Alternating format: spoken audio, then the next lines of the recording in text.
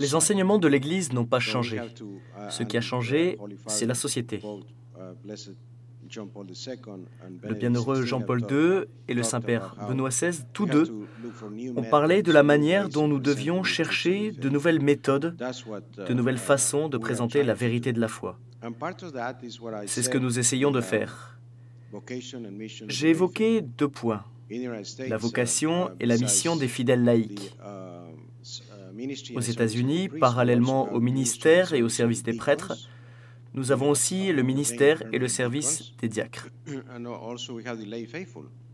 Nous ordonnons des diacres permanents et nous avons aussi les fidèles laïcs qui deviennent des catéchistes qualifiés. Rien qu'à Los Angeles, le mois dernier, j'ai eu la cérémonie pour la remise des diplômes des catéchistes. Ils étaient, je pense, quelque chose comme 3000 nouveaux catéchistes. Et nous cherchons donc de nouvelles méthodes. Nous avons les moyens numériques, nous avons de nombreuses façons pour faire en sorte qu'une nouvelle évangélisation se réalise aux États-Unis. Bien sûr, l'appel à l'évangélisation du synode de 1974 est le même aujourd'hui, mais avec un nouvel enthousiasme, de nouvelles méthodes, de nouvelles façons de faire.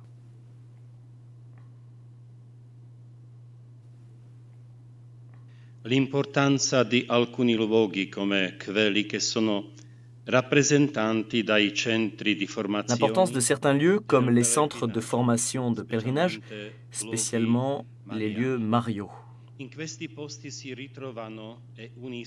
Dans ces lieux se retrouvent et s'unissent tant de personnes pour convertir leur vie, pour écouter la parole de Dieu. Avec tout cela, l'homme se prépare à renforcer sa propre foi, selon ce qu'il peut vivre, pour donner un bon exemple aux autres, dans sa propre famille, dans son travail et tout autre lieu où il aide les autres. Les lieux de pèlerinage sont adaptés pour écouter la voix de Dieu, pour renforcer sa propre foi, pour purifier son âme, pour ouvrir les cœurs et les yeux aux belles choses créées par Dieu, spécialement pour permettre aux autres hommes de découvrir quel est le devoir de chaque chrétien,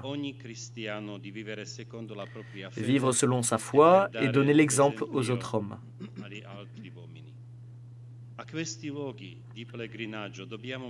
Dans ces lieux de pèlerinage, nous devons placer les prêtres les plus préparés et les plus mûrs, ceux qui aiment Dieu, également ceux qui aiment les hommes, ceux qui sont appelés à servir spécialement à travers les confessions, l'écoute et le dialogue autour des problèmes que rencontrent les personnes.